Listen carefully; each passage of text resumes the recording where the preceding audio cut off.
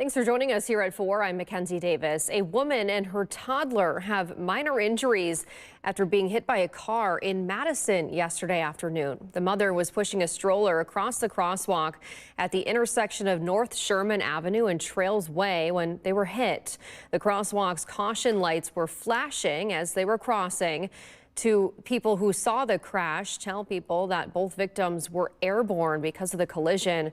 The 41-year-old driver was given several tickets by Madison police for failing to obey a signal and inattentive driving, among others.